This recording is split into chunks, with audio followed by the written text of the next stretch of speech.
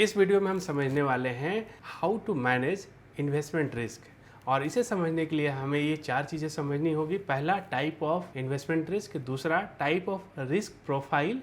तीसरा, factors of risk profiling.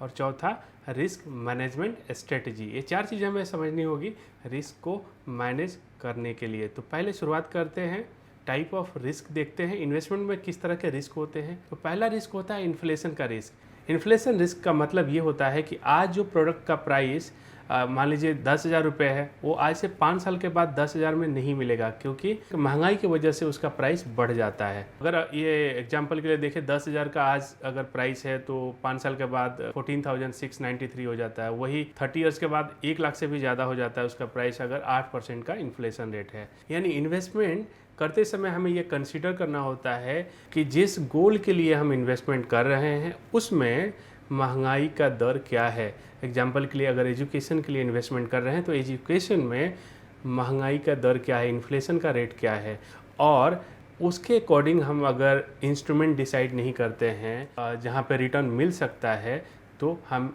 उस गोल को अचीव नहीं कर पाएंगे। तो ये हमें ध्यान में रखना होता है, ये एक रिस्क है। दूसरा, लिक्विडिटी रिस्क। जहाँ भी इन्वेस्टमेंट कर रहे हैं हमें ये देखना होता है, समझना होता है कि लिक्विडिटी किस तरह से उसमें हो सकती है, हमें पैसे वापस किस तरह से मिल सकते हैं।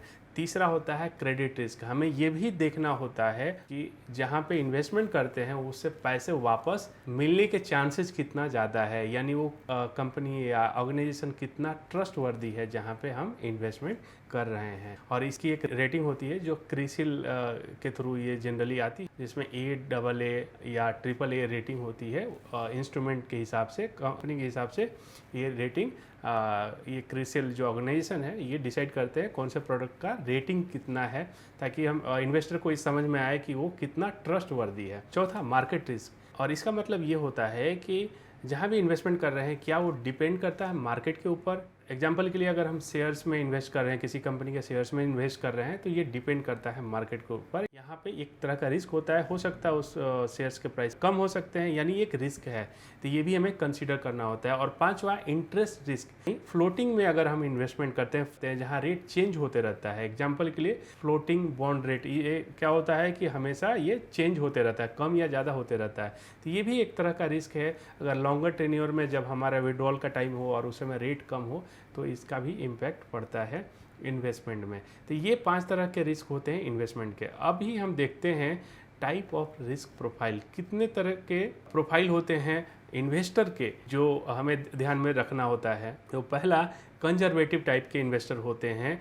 इनको रिटर्न से ज़्यादा इम्पोर्टेंट होता है कैपिटल प्रोटेक्शन का, तो इस तरह के इन्वेस्टर को कंजर्वेटिव इन्वेस्टर बोलते हैं। दूसरे टाइप के इन्वेस्टर आते हैं जिन्हें हमें मॉडरेट इन्वेस्टर बोलते हैं, जिनका एक्सपेक्टेशन नॉर्मल होता है, ज़्यादा उनको रिटर्न का एक्सपेक्टेशन नहीं रहता है, एवरेज रिटर्न मिला, इन्फ्लेशन से थोड़ा ज़्यादा रिटर्न मिला तो इनके लिए ओके है। तो इस तरह के टाइप के जो इन्वेस्टर होते हैं उनको मॉडरेट रिस्क टेकर प्रोफाइल कह सकते हैं। तीसरे होते हैं एग्रेसिव, जो हाई रिस्क ले सकते हैं, जिनको रिटर्न ज़्यादा चाहिए, जिनको एक्सपेक्टेशन हायर रिटर्न का होता है, उनको एग्रेसिव इन्वेस्टर बोलते हैं। अब समझते हैं कि जो रिस्क प्रोफाइल है ये 3 तरह के फैक्टर होते हैं जिस पे डिपेंड करता है कि क्लाइंट कंजर्वेटिव है, मॉडरेट या एग्रेसिव है।